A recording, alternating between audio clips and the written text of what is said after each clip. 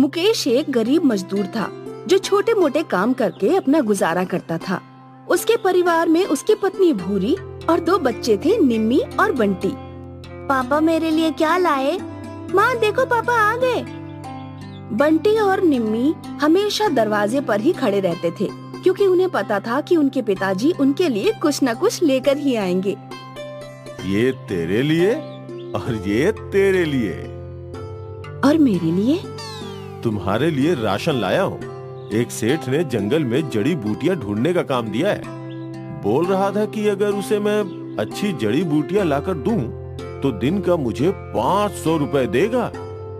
500? हाँ, इसीलिए तो सुबह से जंगल में जड़ी बूटियां ढूंढ रहा था। आज 500 रुपए मिले तो राशन और चॉकलेट ले आया। अच्छी बात है, आप थक गए होंगे। आप हाथ मुंह धो लीजिए, मैं चाय बनाती हूँ। भूरी ने चूल्हे पर चाय चढ़ा दी और वहाँ मुकेश मुंह हाथ धोने लगा। तभी उनके दरवाजे पे खटखटाहट हुई। पापा, मोहन चाचा आए हैं। मुकेश मोहन से मिलने पहुँचा। अरे आओ आओ, एक नया काम मिला है, जड़ी बूटियां इकट्ठा करने का। कल से तुम भी मेरे साथ चलो। सेठ दिन के 500 दे रहा है। वाह भैया, कल से हम भी आपके साथ ही आएंगे। अच्छा, चाय पीकर आना। बस तब भूरी 2 कप चाय ले आई। लो भाई। मोहन और मुकेश एक साथ चाय पीने लगे। कुछ देर बाद मोहन चाय पीकर चला गया। क्या जरूरत थी इसको भी काम पर लेने की? सेठ को और लोगों की जरूरत थी तो सोचा इसे ही काम पर चढ़ा दूं। तुम तो अपने भाई को जानते ही हो ना, कहीं कोई गड़बड़ कर दी तो सब इल्जाम तुम्हारे सर पर आ जाएगा। अब जड़ी बूटियों में वो क्या ही गड़बड़ कर सकता है भौरी? मेरा काम है तुम्हें समझाना, बाकी तुम्हारी मर्जी। तुम्हारा भाई तुम देखो। भूरी नहीं चाहती थी कि मुकेश मोहन को अपने साथ काम पर रखे। खैर, अगले दिन मुकेश मोहन को अपने साथ अपने काम पर ले गया। सेठ जी, ये मेरा भाई है मोहन, इसे भी काम की जरूरत है। ठीक है, तुम इसे भी अपने साथ ले जाओ, पर समझा देना कि जंगल में सावधान रहे। जंगल में हुए किसी भी हादसे के लिए मैं जिम्मेदार नहीं हूँ। जी सेठ जी, जंगल खतरनाक है, ये मैं अच्छे से जानता हूँ। ठीक है, तो तुम भी काम पर लग जाओ आज से। मुकेश मदन को अपने साथ जंगल ले आया। मैं इस दिशा में जा रहा हूँ, तू उस दिशा में जा। ठीक है भैया। दोनों भाई अलग अलग दिशाओं में गए और जड़ी बूटियां इकट्ठी करने लगे। कुछ ही घंटों में दोनों के झोले भर गए थे और फिर दोनों जंगल से निकल गए। सारी जड़ी बूटियां सेठ को देकर दोनों ने सेठ से 500-500 रुपए ले लिए। कुछ दिनों तक ये सिलसिला चलता रहा।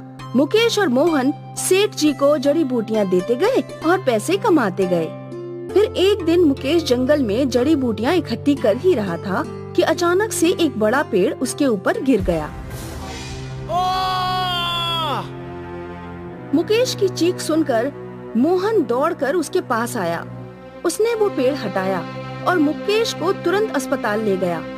डॉक्टर ने बताया कि मुकेश को किसी भी दवा या इलाज से ठीक नहीं किया जा सकता और वो हमेशा बिस्तर पर ही रहेगा। कुछ दिनों तक मुकेश का इलाज अस्पताल में हुआ और फिर उसे घर भेज दिया गया। मुकेश कभी भी अपने पैरों पे खड़ा नहीं हो सकता था और वो अपने घर का अकेले कमाने वाला था। अब घर कैसे चलेगा, यही चिंता पूरे परिवार को खाए जा रही थी। कुछ दिनों बाद उनका राशन और पैसे खत्म हो गए। अब क्या होगा, घर कैसे चलेगा? अब इतनी चिंता मत किया कीजिए, कुछ न कुछ होगा। भूरी ने एक डिब्बे में से कुछ पैसे निकाले। ये पैसे मैंने बचा कर रखे थे, अब इससे कुछ सामान मंगवा लेती हूँ। निम्मी, तू आधा किलो आलू ले आ। ठीक है माँ। निम्मी बाजार के लिए निकल गई। बाजार में वो आलू के दाम पूछने लगी। आलू कैसा है भाई? 30 रुपए किलो। बाप रे, इतना महंगा? हमें पैसे बचाने हैं, थोड़े सस्ते आलू ले लेती हूँ। निम्मी ने दूसरी दुकान पर पूछा। 30 रुपए? सब जगह यही दाम है, लेना हो तो लो। निम्मी हर सब्जी वाले से दाम पूछने लगी।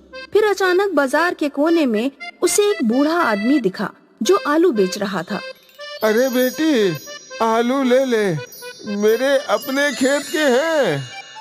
क्या दाम है? 10 रुपए किलो। बस? सस्ता दाम सुनकर निम्मी ने तुरंत 1 किलो आलू खरीद लिए और फिर वो अपने घर की ओर दौड़ पड़ी।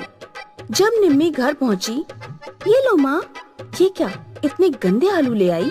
थोड़ा देखकर नहीं ला सकती थी?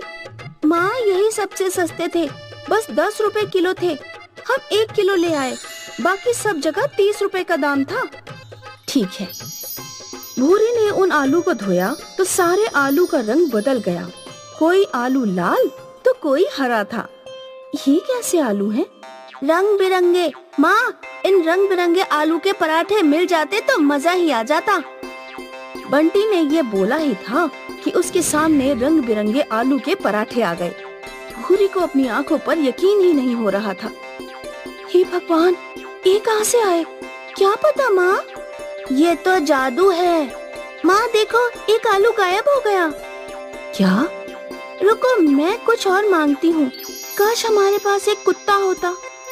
और बोलते ही निम्मी के हाथ में एक कुत्ता आ गया और एक लाल आलू गायब हो गया। लगता है तुम जो आलू लाई हो वो जादुई है।